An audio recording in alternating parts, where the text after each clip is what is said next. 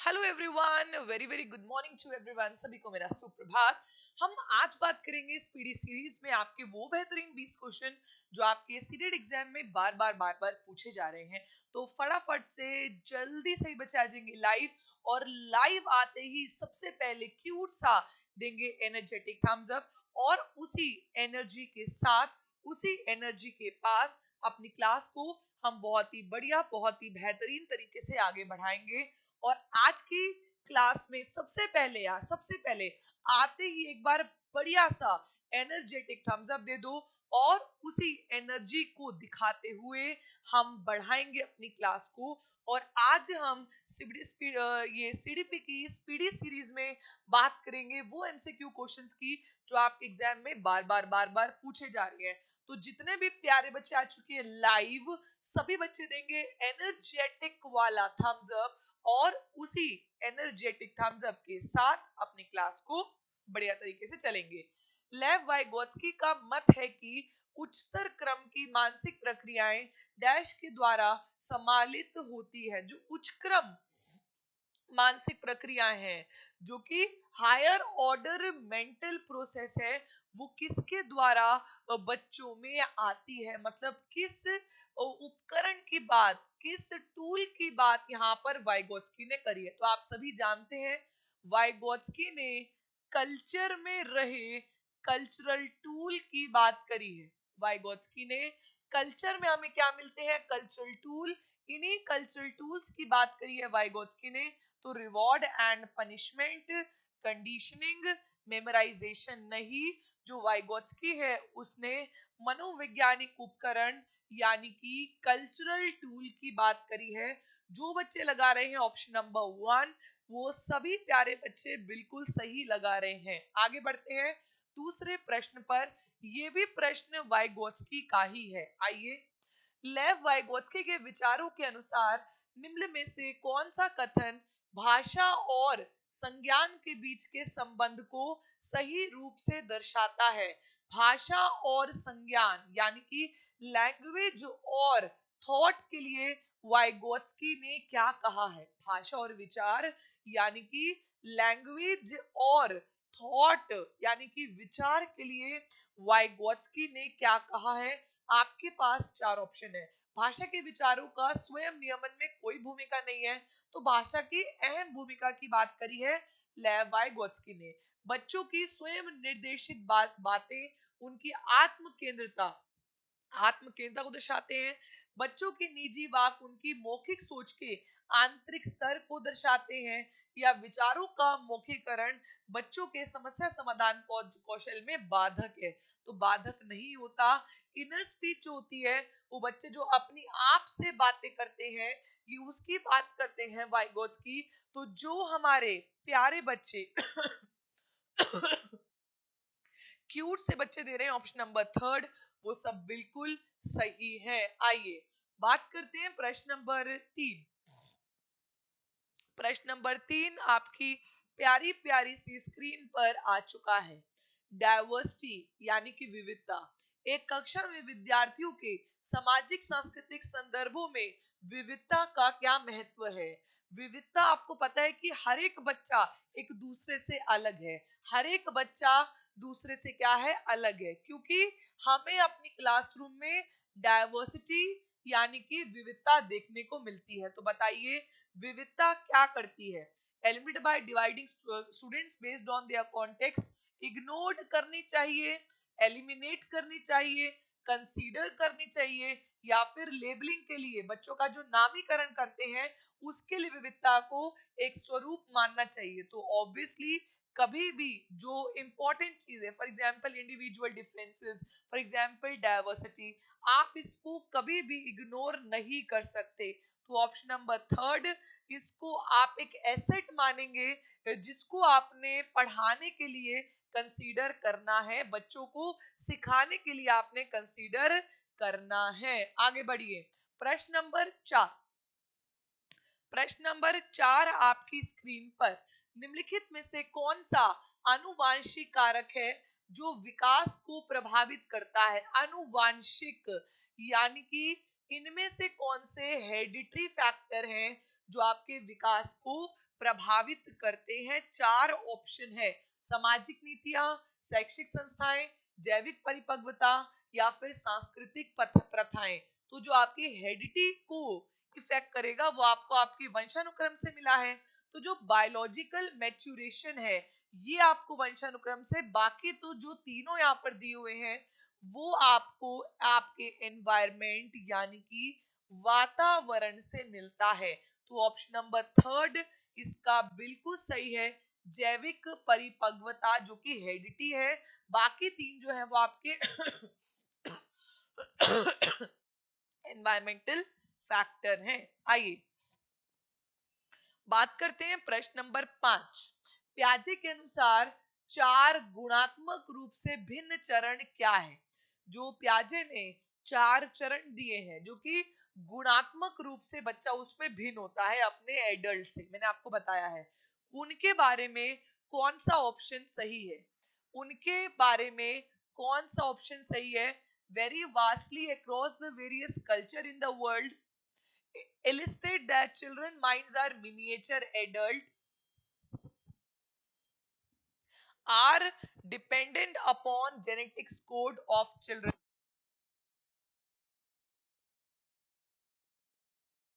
are dependent upon the genetics code of the children या represent universal patterns of development। तो जो आपको ये चार स्टेज बताएंगे वो कहा है, चाहे विश्व में कोई बच्चा कहाँ से भी हो, सभी के जो पैटर्न होगा, सभी स्टेजों के जो फीचर होंगे वो क्या होंगे? सेम ही होंगे, चाहे वो अमेरिका का बच्चा हो, चाहे वो इंडिया का हो, चाहे वो अफ्रीका का हो, सब इसी तरीके से आगे बढ़ेंगे, ये कहा है प्याजे ने। तो ये वाला गलत, ये वाला गलत, संस्कृति की बात तो बिल्कुल नहीं करी, दिमाग लघु व्यस्क नहीं का, जेनेटिक कोड की बात नहीं करी, इसमें फोर्थ ऑप्शन इसका बिल्कुल सही है। आइए बात करते हैं क्वेश्चन नंबर 6।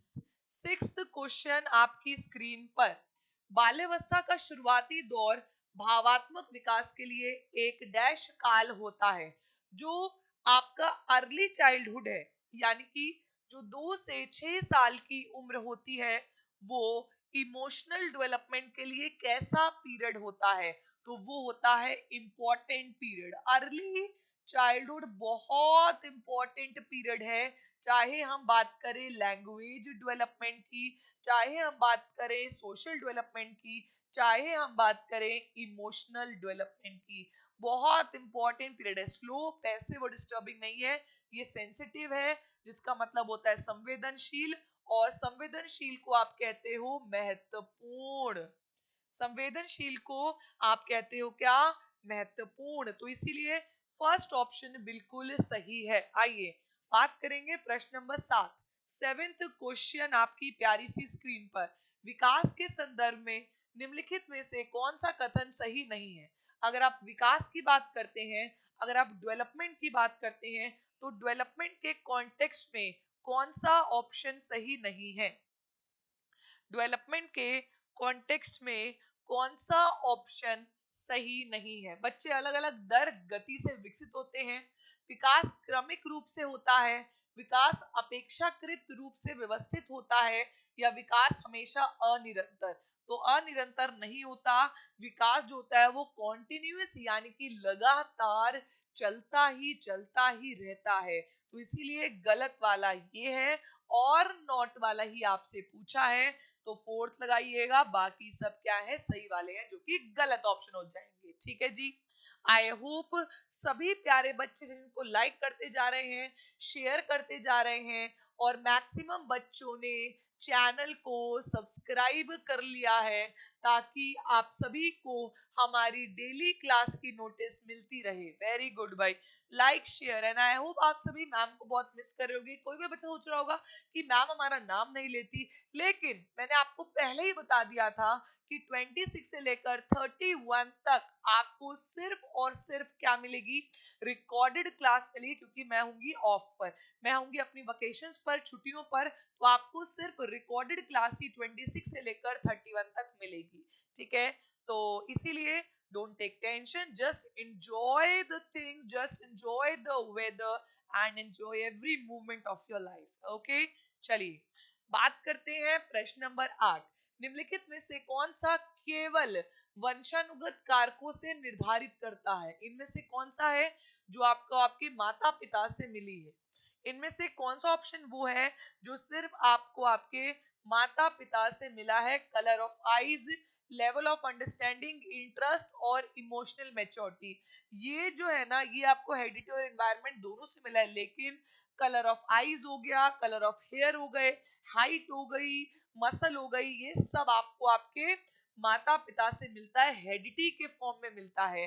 तो इसीलिए आंखों का रंग जो है वो आपके वंशानुक्रम के हैं, बाकी सब वंशानुक्रम और एनवायरनमेंट दोनों पर ही निर्भर करते हैं। आई होप सभी प्यारे बच्चों को समझ आ रहा है और सभी प्यारे प्यारे दिल मैम के लिए देते जा रहे हैं, क्योंकि इस पीडी सीरीज में आप सभी को बहुत मजा भी आ रहा होगा। चलिए बात करते हैं प्रश्न नंबर 9। ये रहा अभिकथन और ये रहा तर्क। जल्दी से यहाँ लगा दीजिए क्योंकि, और यहाँ लगा दीजिए बिकॉज, और फिर इसको सॉल्व कीजिए।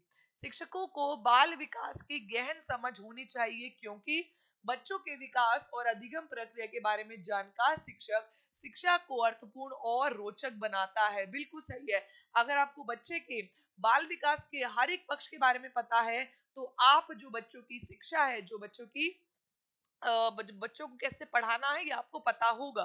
तो इसीलिए तभी आप लोग चाइल्ड डेवलपमेंट पढ़ते हो, क्योंकि चाइल्ड डेवलपमेंट पढ़ने से आपको ये पता लग जाता है कि बच्चे को कैसे पढ़ाना है।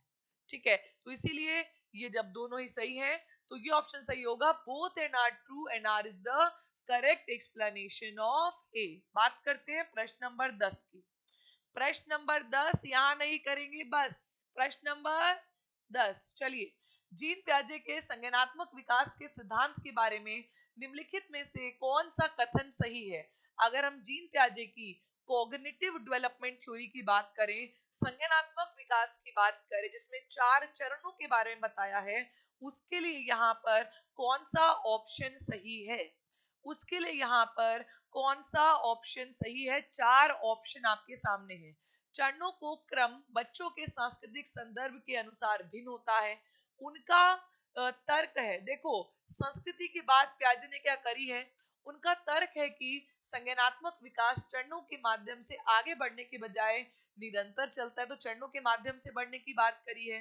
उन्होंने संज्ञानात्मक विकास के 5 अलग चरण दिए हैं, और चरण अपरिवर्तनीय, जिसका अर्थ है कि किसी भी चरण को छोड़ा नहीं जा सकता। तो ये बिल्कुल सही है कि यहाँ पर जो आपको चरण दिए हैं वो अपरिवर्तनीय है, आप किसी भी चरण को छोड़ नहीं सकते हो। तो इसीलिए ऑप्शन नंबर 4, जो सेंसरी में आएगा उसको प्री में भी आना होगा, जो प्री में आएगा उसको कॉन्क्रीट में आना होगा, जो कॉन्क्रीट के आएगा उसको फिर फॉर्मल में भी आना होगा। तो इसीलिए किसी भी स्टेज को हम छोड़ नहीं सकते। वेरी बहुत इंपॉर्टेंट क्वेश्चन करा रही हूँ, सारे के सारे क्वेश्चन पेपर में आने वाले हैं, सारे के सारे।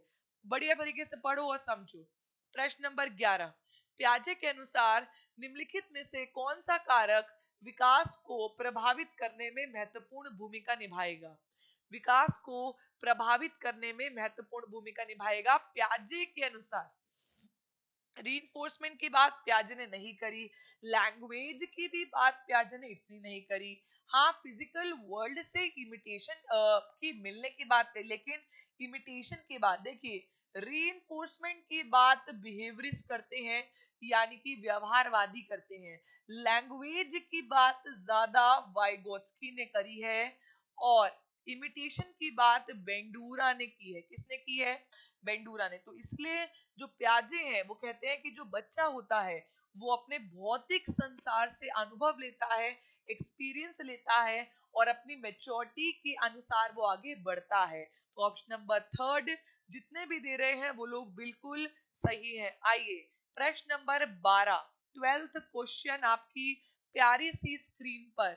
लॉरेंस कोहलबर्ग द्वारा प्रतिपादित नैतिक विकास के किस स्तर पर व्यक्ति विश्वास रखते हैं कि समाज को अपने नियमों में समय के साथ बदलाव करने की जरूरत है? बताइए, यहाँ पर कौन सी स्टेज में होगा बच्चा जो ये बोलेगा कि आपको समाज को अपने नियमों में बदलाव करना चाहिए? समाज को अपने नियमों में बदलाव करना चाहिए, वो कौन बोलेगा, किस स्टेज में बोलेगा।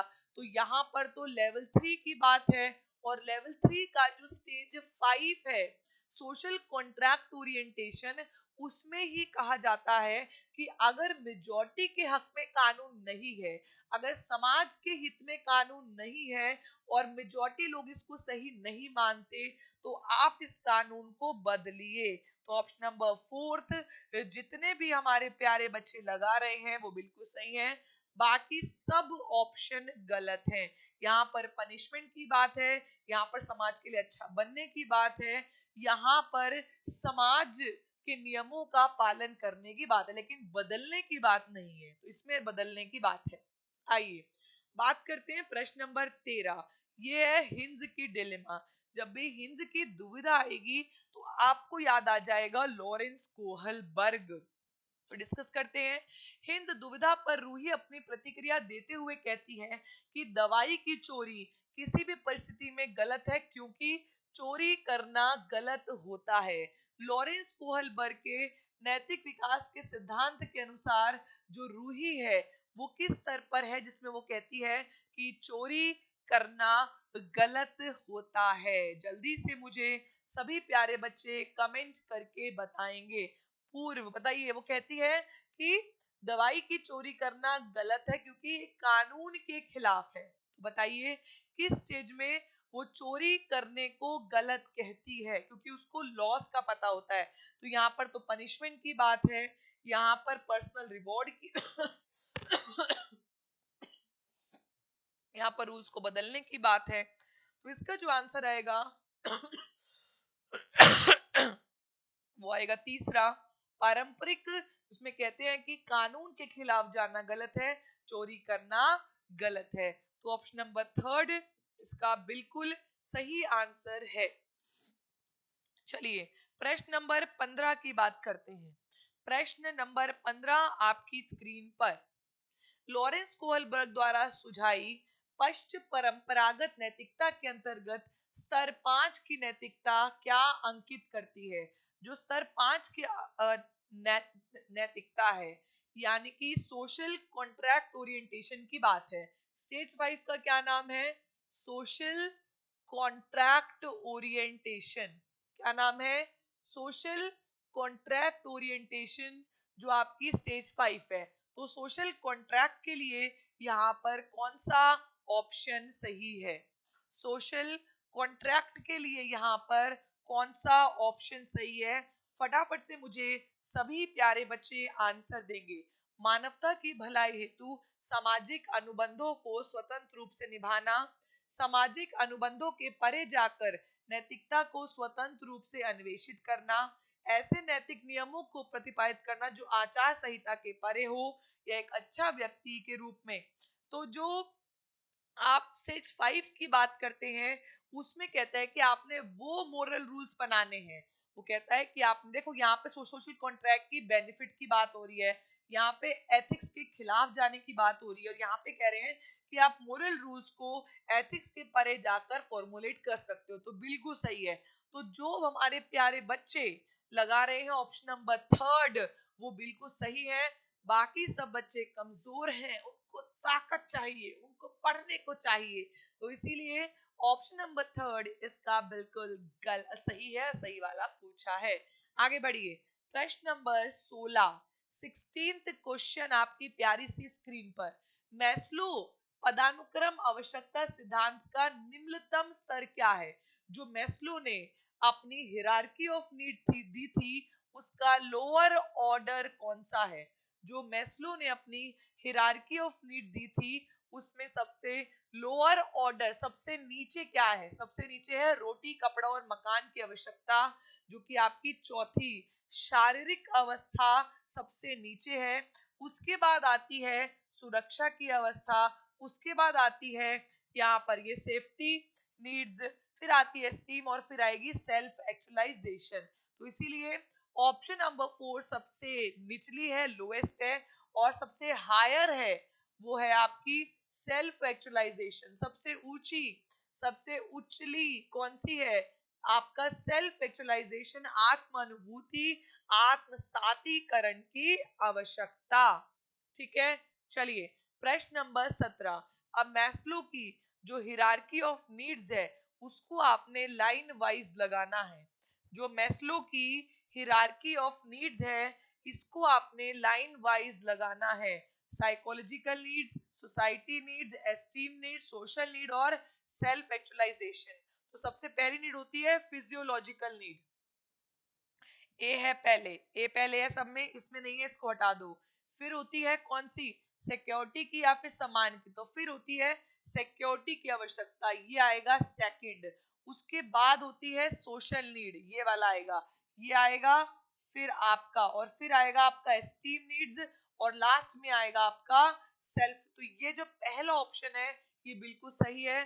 पहले क्रियात्मक यानी कि फिजियोलॉजिकल नीड, उसके बाद आती है सुरक्षा के आवश्यकता जिसमें आप इंश्योरेंस कराते हो, उसके बाद आती है आप प्रेम संबंध बनाते हो, लव एंड बिलोंगिंग जिसको आप एस्टीम भी कहते हो और जिसको आप सोशल नीड भी कहते हो। फिर आती है आपकी एस्टीम नीड जिसमें आप सम्मान की बात करते हो। फिर आती है आपकी सेल्फ एक्चुअलाइजेशन यानी कि यथार्थीकरण की आवश्यकता, जो कि आखिरी, ये सबसे लोअर नीड है मैस्लो की, और ये सबसे हायर नीड है मैस्लो की। तो प्लीज जिस जिस भी प्यारे बच्चों को मैस्लो की ये नीड्स नहीं आती है, I request you all of you कि प्लीज इन नीड्स को समझिए। क्योंकि आपको मैंने ये जब मोटिवेशन का मैंने चैप्टर कराया था ना आपको क्रैश कोर्स में, तब भी मैंने आपको ये नीड्स कराई थी। तो प्लीज इन नीड्स को समझिए। आगे बढ़ते हैं, प्रश्न नंबर 18। शैशवावस्था में समाजीकरण की डैश संस्थाएं प्रमुख रूप से महत्वपूर्ण है, जबकि प्रारंभिक बाल्यावस्था में कौन सी संस्थाएं महत्वपूर्ण होंगी। आपको बताना है प्राथमिक कौन सी संस्था है समाजीकरण की, और द्वितीयक कौन सी संस्था है समाजीकरण की। तो शैशवावस्था में इन इन्फेंसी में जन्म से लेकर 2 साल तक बच्चा परिवार में ही रहता है, बच्चा फैमिली में रहता है। तो इस दौरान बच्चे की प्राइमरी नीड होती है, और फिर जब वो चाइल्डहुड में पहुंचता है यानी कि 2 से 6 साल अर्ली में पहुंचता है, तब वो सेकेंडरी, तब वो फ्रेंड्स बनाता है, स्कूल में जाता है, तो वो उसकी होती है सेकेंडरी नीड। तो यहाँ पर जो दूसरा ऑप्शन है प्राथमिक और माध्यमिक, इसका बिल्कुल सही आंसर है। जो दूसरा ऑप्शन है प्राथमिक और माध्यमिक, इसका बिल्कुल सही ऑप्शन है। आई होप आप सभी बच्चों को प्यारी तरीके से समझ आ रहा होगा। एंड आप सब बच्चे क्यूट सा एक मिसिंग यू वाला भी स्टेटस डाल देना, बाकी मैं पढ़ूंगी तो मुझे अच्छा लगता है। ठीक है, चलिए प्रश्न नंबर 19। भाई बहन के रिश्ते और रिश्ते कैसे होते हैं। जो भाई बहन के रिश्ते होते हैं वो कैसे होते हैं, जो सिबलिंग के रिलेशन होते हैं वो कैसे होते हैं। आई थिंक ये क्वेश्चन हमारा कल भी हो गया था। तो रोल डिफरेंट नहीं होते, तो इसका आंसर मैंने आपको कल बताया था, are different relation with parents and peers. हाँ, और सोशलाइजेशन में इंपॉर्टेंस था, वो अलग था, वो अलग था। माता पिता से अलग रिश्ते होते हैं भाई बहन के। तो ऑप्शन नंबर 4 इसका बिल्कुल जबरदस्त तरीके सही आंसर है। आइए बात करते हैं क्वेश्चन नंबर 20। 20th क्वेश्चन आपकी स्क्रीन पर, आकलन का मुख्य उद्देश्य क्या होना चाहिए। जो असेसमेंट है, जो आकलन है, उसका मुख्य उद्देश्य क्या होना चाहिए। आकलन का मुख्य उद्देश्य क्या होना चाहिए। विद्यार्थियों की अंकों की व्यापकता का पता लगाना, विद्यार्थियों के सीखने की प्रगति के प्रति समझ बनाना, संभाव्य असफल और सफल विद्यार्थियों की पहचान करना, और विद्यार्थियों को ग्रेड देना। तो ऑब्वियसली आपने बच्चों की प्रगति का पता लगाना है, और यही आपका उद्देश्य होना चाहिए कि बच्चे ने कहाँ पर प्रगति की है, कहाँ पर बच्चे की प्रोग्रेस हुई है, इस चीज के बारे में पता लगाना है। तो इसीलिए ऑप्शन नंबर 4 इसका बिल्कुल सही है। और जैसा कि मैंने आपको कहा था, कल भी कहा था कि सीडीपी बाय टीपी पे जुड़ जाओ, क्योंकि यहीं पर ही अब आपको टेस्ट का जो रिजल्ट है वो आपको यहीं पर ही मिलेगा, और टेस्ट का लिंक भी आपको यहीं पर ही मिलेगा, क्योंकि जो क्लास है ये आपको रिकॉर्डेड मिल रही है बेटा जी। ठीक है, तो इसीलिए आपको जो क्लास का लिंक है वो भी यहीं पे मिल जाए, जो क्लास की पीडीएफ है, पीडीएफ भी आपको मैं यहीं पे ही डलवा दूंगी। आप लोग प्लीज जुड़िए टीचिंग परीक्षा official and CDP bye TP पे। ओके, एंड आई होप आप सभी बच्चों को क्लासेस पसंद आ रही हैं और आप लगातार मेरे साथ पढ़ के लाइक शेयर क्लासेस को करते रहेंगे। ओके, अब मैम ने डाल दिया होगा आपके लिए लिंक, और आपको लिंक ऑफलाइन भी मिल जाता है, तो आप सब टेस्ट दीजिए। और टीचिंग परीक्षा के ऑफिशियल चैनल पर भी आपको सारी क्लासेस की नोटिफिकेशन मिल जाती हैं। ठीक है, चलिए तो आज की क्लास को यहीं पे फिनिश करते हैं। Thank you so much for watching. Happy happy advance new year to everyone. खुश रहिए, आबाद रहिए, मुस्कुराते रहिए और सेलिब्रेशन करते रहिए, पढ़ते रहिए। ओके, जल्दी मिलते हैं आपसे 1 जनवरी को। मिस करते रहिएगा। Okay, bye bye and take care.